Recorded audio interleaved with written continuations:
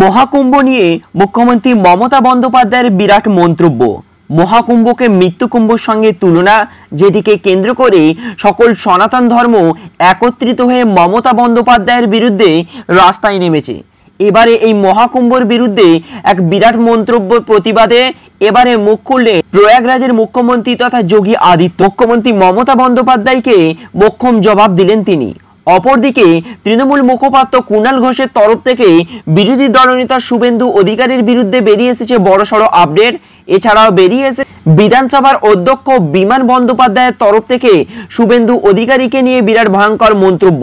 এই প্রতিটা আপডেটই আমার আপনার জেনে রাখা অত্যন্তই জরুরি, তাই ভিডিওটিকে একটুকু অবহেলা না করে প্রথম থেকে শেষ পর্যন্ত মনোযোগ সহকারে দেখতে থাকুন এবং সাথে সাথে আপনাদের মধ্যে কতজন মহাকুম্ভে গিয়ে স্নান সেরেছেন অবশ্যই আমাদেরকে কমেন্ট বক্সে লিখে জানাবেন। তো চলুন শুরু করা যাক। সর্বপ্রথম আপডেটে বলা হচ্ছে 56 কোটি মানুষের আস্থা নিয়ে খেলেছেন, মমতার মৃত্যুকুম্ভের জবাব যোগী। মহাকুম্ভকে মৃত্যুকুম্ভ বলে মুখ্যমন্ত্রী মমতা বন্দ্যোপাধ্যায় তুলনা করেছেন।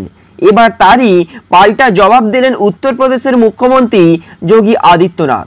মমতার দাবিকে সম্পূর্ণ ভিত্তিহীন বলে দাবি করেছেন তিনি। 56 কোটি মানুষের বিশ্বাস নিয়ে খেলেছেন তিনি, এমনটাই অভিযোগ করলেন যোগী আদিত্যনাথ। মহাকুম্ভে পদপৃষ্ট হয়ে 30 জনের মৃত্যু প্রসঙ্গ টেনে সমালোচনায় সরব হয়েছিলেন বাংলার মুখ্যমন্ত্রী। বিধানসভায় মহাকুম্ভকে মৃত্যুকুম্ভ বলে আখ্যা দিয়েছিলেন তিনি। এরপরই ওঠে সমালোচনার ঝড়। উত্তরপ্রদেশের বিধানসভায় যে রাজ্যের মুখ্যমন্ত্রী যোগী আদিত্যনাথও পাল্টা জবাব দেন। মমতা বন্দ্যোপাধ্যায়ের মন্তব্য নিয়ে ব্যাপক ক্ষোভ প্রকাশ করেছেন তিনি।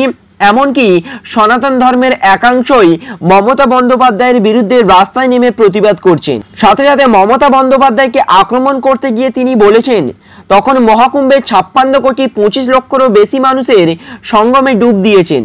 ভারতের আস্থা বা মহাকুম্ভের বিরুদ্ধে যারা মন্তব্য করেছেন, মিথ্যা ভিডিও দেখাচ্ছেন, তারা 56 কোটি মানুষের বিশ্বাস নিয়ে খেলেছেন। ভিত্তিহীন অভিযোগ করেছেন মমতা বন্দ্যোপাধ্যায়। এমনকি সনাতন ধর্মকে সবথেকে বড় উৎসবকে অপমান করেছে এই তৃণমূল।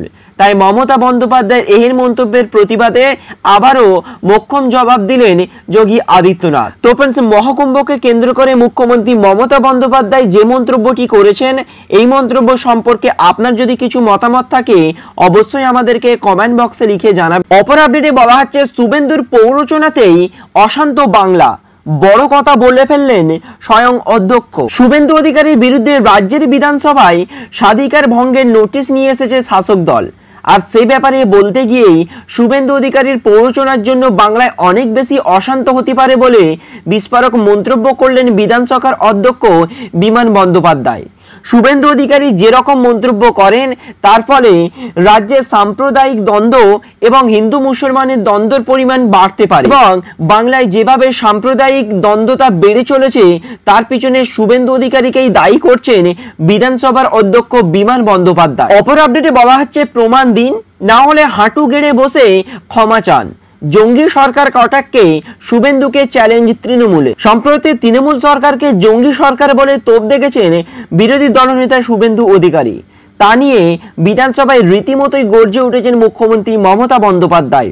এবার জঙ্গি সরকার কটাক্ষে পাল্টা তোপ দাগলেন তৃণমূলের অন্যতম রাজ্যের সাধারণ সম্পাদক কুণাল ঘোষ। তিনি বলেন, হয় প্রমাণ দিন, না হলে হাঁটু গেড়ে বসে ক্ষমা চান। চলতি বছরের বাজেট অধিবেশনের অধ্যক্ষের দিকে কাগজ ছুঁড়ে সাসপেন্ড হয়েছেন বিরোধী দলনেতা। এরপরই মুখ্যমন্ত্রী এবং তৃণমূলকে নিশানা করেছেন তিনি। একাধিক ভাষায় তৃণমূল এবং মমতা বন্দ্যোপাধ্যায়ের বিরোধিতা করেছেন, যেখানে তিনি মমতা বন্দ্যোপাধ্যায় সরকারকে জঙ্গি সরকার বলেও কটাক্ষ করেছেন, যার পাল্টা আক্রমণও করেছেন মমতা বন্দ্যোপাধ্যায়। এবার শুধু মমতা বন্দ্যোপাধ্যায় নয়, তৃণমূলের অন্যতম সাধারণ সম্পাদক কুণাল ঘোষও এর তীব্র প্রতিবাদ করেছেন এবং সাথে সাথে শুভেন্দু অধিকারীকে ওপেন চ্যালেঞ্জ দিয়েছেন, যদি প্রমাণ না করতে পারেন তাহলে হাঁটু গেড়ে বসে সকলের সামনে ক্ষমা চান। শুধু তাই নয়, আগামী বিধানসভা নির্বাচনে নন্দীগ্রাম থেকে কোনো মতেই শুভেন্দু জিততে পারবে না বলে আবারও শুভেন্দুর বিরুদ্ধে চ্যালেঞ্জ ছুঁড়ে দিলেন কুণাল ঘোষ। তো ফ্রেন্ডস, এই ছিল আজকের আপডেট। আমাদের উদ্দেশ্য ছিল এই গুরুত্বপূর্ণ আপডেটগুলি আপনাদের কাছে উপস্থাপন করা। ইনফরমেশনগুলি ভালো লাগলে বা আপনার হেল্পফুল মনে হয়ে থাকলে অবশ্যই ভিডিওটাকে লাইক করবেন এবং সকলের কাছে পৌঁছে দিতে ভিডিওটিকে বেশি বেশি পরিমাণে শেয়ার করবেন। Thank you friends, thank you for watching.